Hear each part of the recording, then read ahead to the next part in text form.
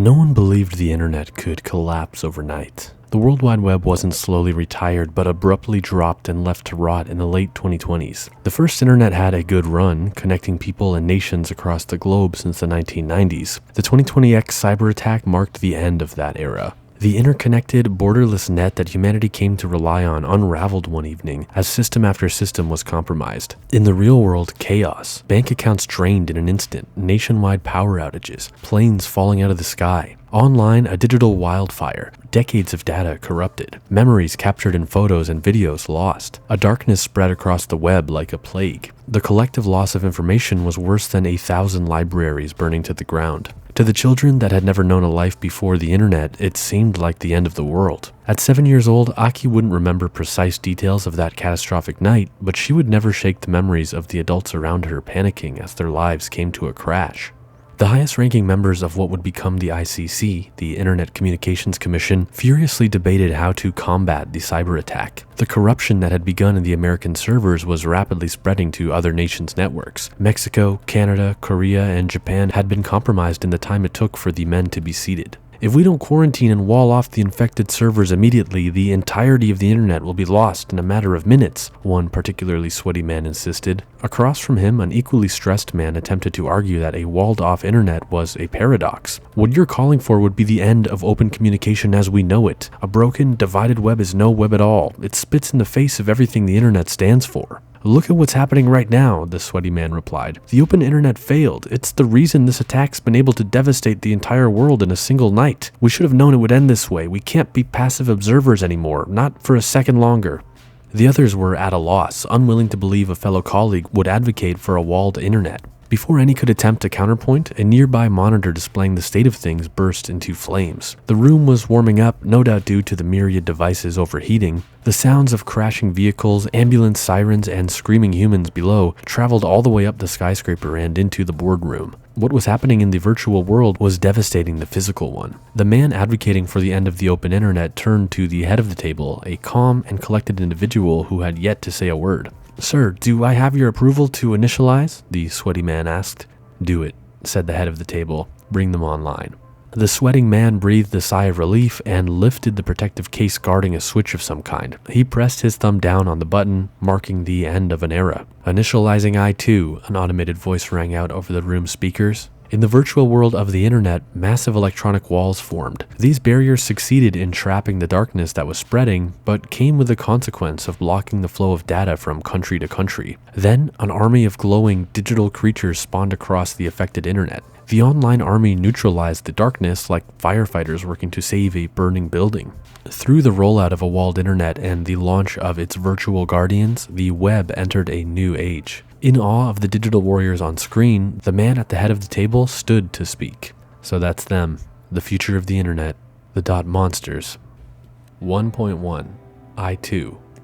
Aki had been typing so intensely that the clacking of her keyboard drowned out all other sounds. The teenager's computer monitor was littered in individual lines of code, all complementing each other in a way that, if all went well, would manifest in her latest project, a cross-country transfer tunnel. It wasn't her first, but it would be her fastest, allowing her I2 account to sneak out of Canada's internet and discreetly visit Japan's.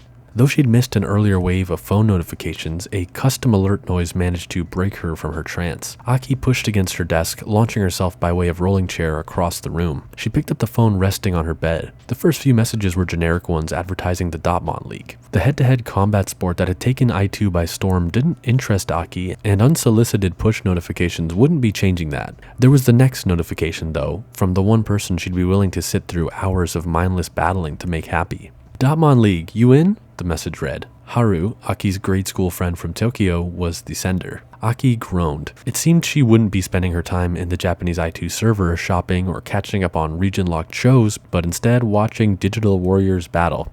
"Hey, yeah, I'll be there," she responded before rolling back to her desk to complete her transfer tunnel. Logging onto I2 was a sensation that was hard to describe. It wasn't the virtual reality metaverse that the tech prophets of the 2020s insisted was inevitable. While I2 supported VR for that small percentage of true believers, the vast majority of users explored I2 on mobile phones, laptops, desktop computers, or any other device with an internet connection. On the first internet, PC users controlled a tiny cursor on a flat plane. On I2, users controlled unique avatars inside of a 3D space. The intuitive control of an avatar made I2 an almost out-of-body experience. Whenever Aki logged into I2, it was like she was occupying another world. Her script was almost complete. The Kanto DotMon League may not be watchable in Canada, Aki said to herself out loud, but latch onto an IP, initialize the transfer tunnel to bridge networks, and perfecto. She connected herself to the other country's version of I2. In her real-world bedroom, the girl was seated soundly at her desk. In the virtual world of I2, a digital Aki was soaring through the tunnel she'd constructed. This version of her was dressed in her dream outfit, a blue denim jacket with a violet scarf and cherry red boots. The black hair that the real Aki had was replaced with a blue bob cut featuring purple red tips. Her virtual self was on her way from Canada to Japan. Linked by the transfer tunnel, Aki and Haru's communication was no longer limited to text, as it typically was for users in different regions. Did you just say perfecto? Haru teased over voice chat. Oh no, is that not a thing anymore? Aki worried. It was never really a thing, her friend confessed. Though Aki couldn't yet see Haru's avatar, the fact that her voice came through confirmed that the transfer tunnel was working. Her creation was far from perfect. She spotted a couple sparks and dents while zipping through the tunnel, but it would hold for at least a few hours. It always struck Aki as depressing that chatting with someone in another country the right way required an ungodly subscription cost. On I2, voice chat with other nations was possible, but it was a feature locked behind the most premium payment tier. Only about 5% of I2 users opted for the full international plan, and even then the perk had its limitations. Aki's household had the luxury of 1 hour of international voice chat a month thanks to her mother's job at the University of Toronto. Those precious minutes were reserved, however, for conversations with her grandparents. Aki was smart for 17, but not smart enough to persuade her mother to use their monthly call time on Haru. Until she figured that out, constructing illegal transfer tunnels was the way to go. A virtual alert let out a declaration. You are entering an unknown network with no partner program detected. Please equip a .monster file. Force override. Proceed without .mon, Aki stated via voice command. Still lone wolfing it, huh?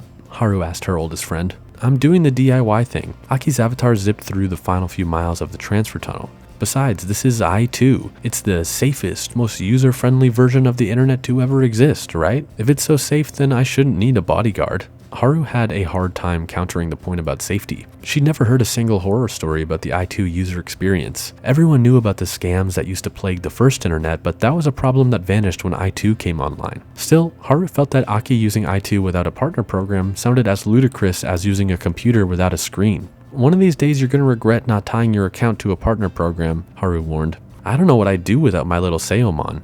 Seomon was one type of partner program, a line of software called .monster. Part browser plugin, part personal assistant, part travel companion. The overwhelming majority of I2 users integrated .mon into their everyday lives. Most used partner programs for web navigation, others to help with their social media presence. Those who participate in .mon League put their partner programs to the test in combat scenarios, not unlike the fighting games played in the days before I2. Aki believed that relying on .mon was like riding a bicycle with training wheels. She had heard from her mom that before I2, programmers created their applications, websites, and games without virtual assistants telling them what to do and how to do it. Even though most programmers today embraced the assistance of .mon, Aki had a stubborn obsession with being like the coders of yesterday. She wanted to be self-sufficient like them, relying on nothing but their minds, their keyboard, and iced coffee. The avatar transfer was nearing completion. She was almost there. It'll never stop being cool, Haru gushed. Exiled from Japan, cast away to the subarctic country of Canada, Aki sneaks back into Japan's I2 server with her unparalleled hacking abilities. Not exiled, Aki replied. Try Mom got a job at the university next time. But I'll accept unparalleled hacking ability. The transfer was complete. Access granted. Welcome to I2, the automated voice proclaimed like an amusement park staff welcoming the first guests of the day. Doors that appeared impenetrable swung open. A light consumed Aki's screen as her avatar flew out of the transfer pipe and into Japan's I2. On the other end of the tunnel was, to Aki, a view better than any she'd find in her real life. Advanced sky islands surrounded her, littered with activities, glowing advertisements, and shopping opportunities. Japan's I2 common areas were the closest she would ever come to experiencing the now extinct shopping malls from her mother's childhood. While the Commerce Islands were a sight to behold, there was no denying the beauty of the Japan server's skybox. Every public area online had its own custom skybox art, like a ceiling painting meant to characterize the region. Some server skyboxes were lifelike, while others were fantastical. Japan's was a blend of both. Known as the Hosoda sky, it was a simulacrum of the Earth's sky inspired by the works of a legendary 21st century filmmaker. A bluer than blue sky with stunning clouds, the art was simultaneously unreal and lifelike. Aki had missed simply existing under the Hosoda sky. One could spend a lifetime exploring every nook and cranny of the island cities, but Aki was here to meet Haru for the DotMon League finals. Her virtual self flew above the stadium island in order to get a bird's eye view of the day's festivities. In the center of the island was a gladiatorial arena with massive screens displaying various Dot Monster battle stats: speed, power, defense, technique, nothing of interest to Aki. In the stands were thousands of avatars, i2 users seated to witness the action as it happened. Accessing video on demand services, or VODs, was a feature locked behind one of the highest i2 tiers. As a result, for the majority of users, missing DotMon League live meant never watching it at all. "Okay, I'm here. How do I find you?" Aki asked over voice, still connected to Haru. "1 second. Hey, Seomon, could you place a waypoint so Aki can spot us?" "Okay, user Haru, activating beacon." Somewhere in the bleachers, Haru's round little partner program popped out of her avatar's backpack. Aki was always a little unsettled by the human but not human voices that came out of DotMon. Their speech capabilities were miles ahead of the AI voice assistants from the 2010s and 2020s, but she still found them uncanny. They all sounded a little too polite. A large red arrow appeared in the southwest corner of the bleachers. Aki flew towards the waypoint. Soon she saw a familiar avatar jumping up and down, signaling to her. There was no mistaking Haru. Her long red hair should have been easy to spot even without the waypoint. She had large, circular glasses that were somehow timeless and also the latest trend. She wore an orange bomber jacket, red runners, and short, khaki shorts that suited an adventurer. Her avatar even wore a pair of headphones, a fashion choice no doubt, but it was also likely the real-world Haru had a pair just like those at home. Aki had her avatar land next to Haru's. As soon as Aki landed, Haru launched at her with a hug. Waiting for Haru's embrace to end, all Aki could do was stare at the little creature accompanying her friend. Seomon was a plump, impish creature. The Dot Monster had red skin and an ugly but cute underbite. He was adorned with a little cape and baggy shorts. Whether Seomon came like that or was dressed up by Haru was a mystery to Aki. The little devil was staring blankly ahead, paying no mind to Aki's arrival. Hi Seomon. Aki tried being friendly. "Hello, user Aki. I've run a cosmetic analysis of your avatar and found that the fashion bundle you've equipped was released 23 months ago." Aki had no idea how to respond to that. "I have identified 36,672 customization options that will earn you a higher cosmetic score. Would you like me to narrow down your options to a top 5 recommendations list?" Aki looked at Haru. "Is your DotMon making fun of the way I dress?" "Hey, the truth can hurt, but Seomon knows best," Haru laughed. The rational part of Aki's brain knew that a social media DotMon recommending clothing packs couldn't possibly be a personal attack. Still, it sure felt like it. Fashion advice from a Dot Monster was especially rich, considering how they appeared. All of i2's partner programs had a low-fidelity, almost toyetic quality to them. i2 was no doubt capable of rendering its ubiquitous personal assistants in a higher resolution, and Aki always just assumed this cartoonish look was an art style choice. Perhaps children and the elderly preferred simple creature designs over shockingly realistic monsters. "Oh, let's get a photo for my Picstar," Haru decided. She gestured at Seomon, who got up in front of the girls as if to take a photograph. While Haru went to pose for the photo, Aki nervously jumped out of frame. "What are you thinking? I can't be in a Picstar photo. I'm not supposed to be here. Or do you want the ICC knocking on my door for illegal server hopping?" "Oh, right. I guess you shouldn't be seen in Japan's i2. Whoops." "It's all good. Just need to be careful," Aki said. "So what are we watching here?" It was a question Haru had been waiting to answer. She explained to Aki how the dozen or so pairs of DotMon and avatars on the right side of the floor were all of the competitors eliminated so far today. "See the guys on the left? Those 3 are the remaining challengers," Haru explained. "Each of them is trying to dethrone the kid in the center, the current DotMon League champion." In the middle of the ring was a human avatar accompanied by a gaming Dot Monster. The faraway partner program resembled a green wolf, but one that was bipedal. The wolf wore a red scarf, a shining championship belt, and had its hands wrapped like a mixed martial artist would. While the DotMon was impressive to watch, Aki's eyes were focused on the effortlessly cool-looking human standing behind the monster. This person's avatar had dark green hair with black roots, matching their DotMon's color scheme. They wore gray pants and a black long-sleeve shirt with a green vest over top. A mini crossbody sling bag completed the look. While Aki was inspecting the trainer, the crowd erupted in applause, startling her. She'd been focused on the human and missed that the monster had just eliminated another challenger. "Rena!" Haru shouted along with the rest of the stadium. Little text messages and tips surrounded the trainer and DotMon on the ground. Through a text-based chat service called Stretch, viewers could pay to send messages and even tips to their favorite competitors. Tipping was a carryover feature from the first internet. Spectators viewing live streams could opt to donate a sum of money to the competitor of their choice. After the ICC took their service and infrastructure fees from each donation, the recipient received just under 10% of the tip. An avatar dressed in an all-black suit and sunglasses ran out into the middle of the battleground. Aki deduced that this fellow was some kind of announcer-referee.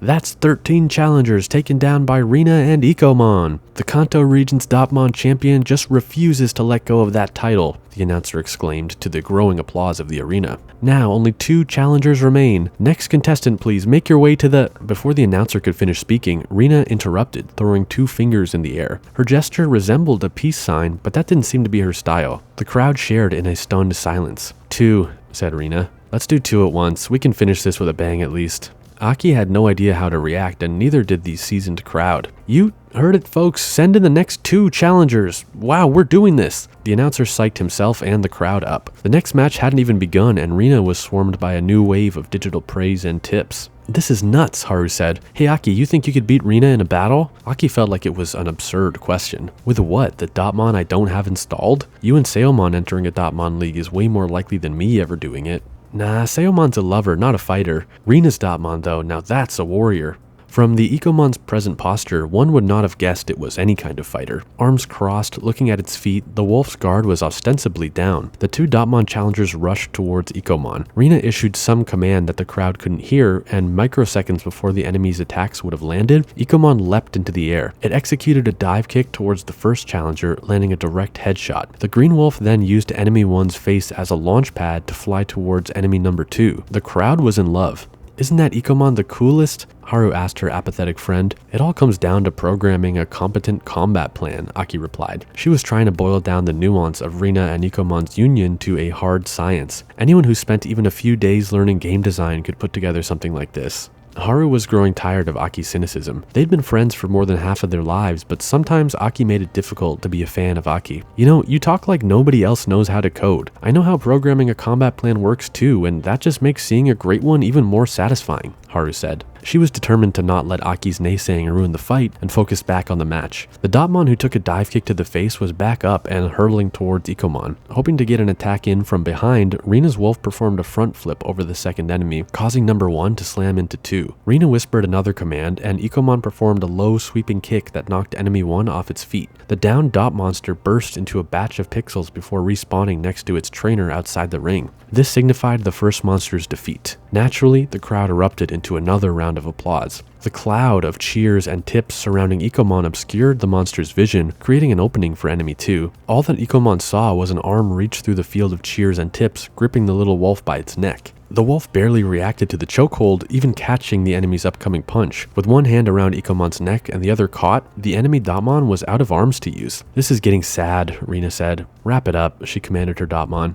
The Ecomon complied. Still in its opponent's chokehold, the wolf headbutted the other monster. Like the others before it, enemy 2 burst into pixels and respawned outside of the ring. The announcer declared Rina the reigning DotMon League champion of Kanto. Amidst the cheers and the tips, the girl's avatar in DotMon nonchalantly faded out, logging off of I2. Just like that, the first DotMon League tournament Aki had witnessed live was over.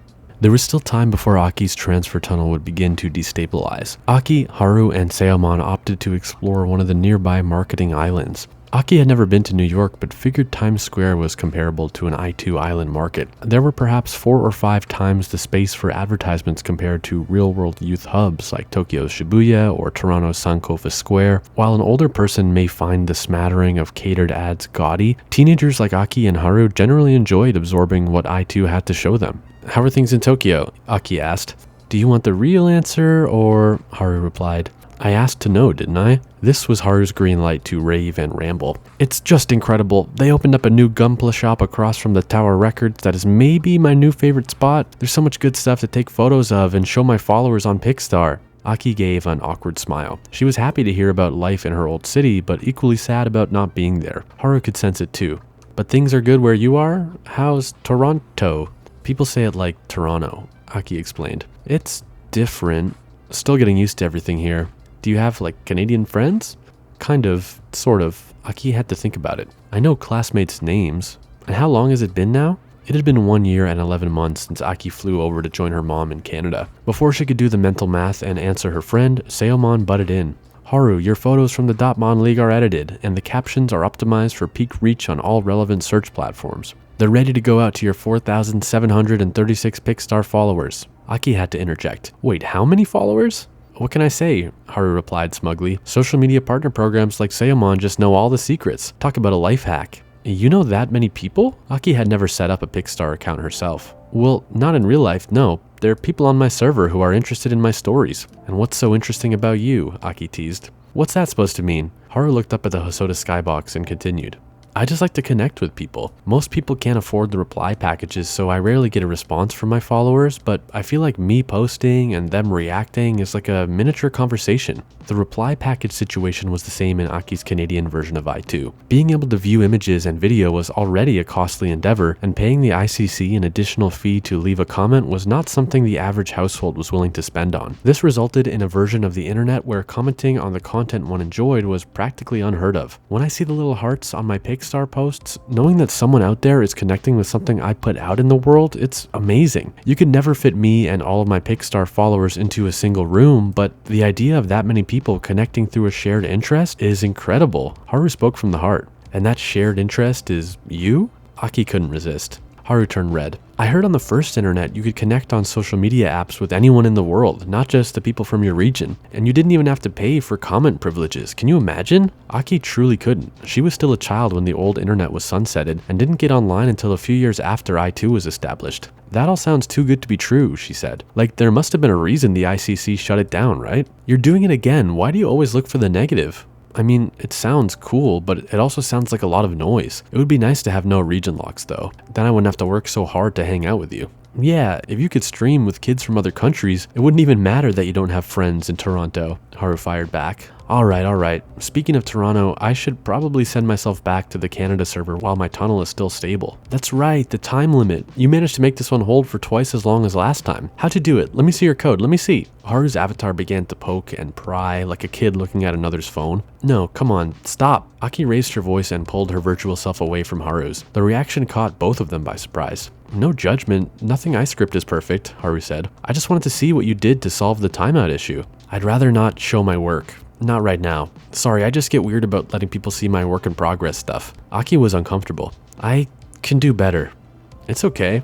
Haru decided not to poke any further and didn't want to end the virtual hangout on a weird note. Let's meet up again soon, and whenever you feel good about sharing your code, I'd love to see it. Yeah, totally.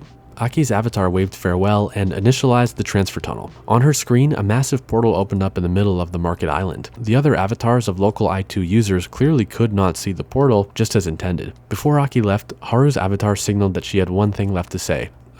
This is gonna sound really cheesy. Oh no. Just like, you gotta let people in, you know? With the code thing just now, I'm not an expert, but nobody improves in isolation. You don't need to use a dot monster if you don't want to, but you can ask people for help. Share your stuff, get feedback. It doesn't make you a worse programmer. Yeah, I get all that. It's just hard. Okay. Aki was absorbed by the portal before either friend could say anything else. The girl's i2 avatar jetted through the same information tunnel that connected her to Haru's i2. Only now she traveled in the reverse direction towards the Canadian server. Though it had only been a couple hours, the digital tunnel looked far more decrepit than it had on Aki's first trip. This was all to be expected though. She hadn't built the transfer tunnel to last forever. Still, its condition was a bit concerning. It was the digital equivalent of a real-world road that had been devastated by decades of wear and tear. Visually, the transfer tunnel was a dump, but as long as it got the job done. Before she could finish the thought, the tunnel began stuttering and skipping frames, like a video stream that couldn't load. Aki's virtual surroundings became blurrier, as if its resolution fell from 1080 to 140p. Her avatar continued to glide along the flow of information, but things were becoming increasingly turbulent. Aki looked directly ahead and saw a massive crack in the tunnel. It stood between her avatar and the return point to Canada's i2. The crack compromised the flow of data that she was riding, and her virtual self was slammed down onto the tunnel floor. In the real world, Aki's computer was practically screaming at her. The hardware was heating up, and through speakers, the words "connection severed" repeated. I don't understand. I triple checked my... Back in the digital transfer tunnel, Aki's avatar stared directly at the crack in front of her. She saw an insect-like creature crawling out from the other side. She'd never seen anything like it. The bug pulled its entire body out of the crack, violently glitching while doing so. It looked like a demon dragging itself out of hell. And it wasn't alone. 2 more of them crawled out. Aki needed to focus on the monstrosities inching towards her virtual self, but for whatever reason, she couldn't stop staring at the light that was pouring out from inside the crack. It was a glow that was completely foreign to the young i2 user. Aki's fixation on the oddly comforting light was the main reason she didn't notice the bugs latching onto her avatar's legs until it was too late. She was immobilized. It took a moment, but Aki's legs began to glitch the same way the bugs were. Ah, no! Outside of the computer, Aki leaned right up to the monitor, desperately slamming her keyboard to run some kind of force eject, but nothing worked. Input rejected, cannot connect to i2 avatar. The real-world Aki had a front row seat to the death of her i2 avatar. Inside the transfer tunnel, her virtual self was frozen, now limp on the ground as the bugs continued traveling up her body. Now her entire avatar was glitching.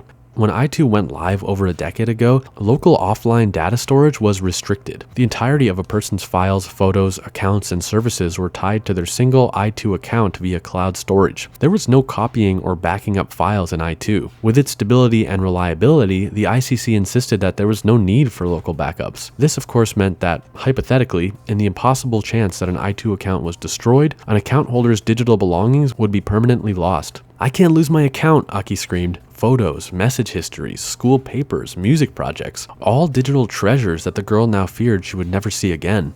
That was when a beam of light shot out from the chest of Aki's avatar. It sent the bugs flying off of the damaged body. A creature emerged from Aki's light.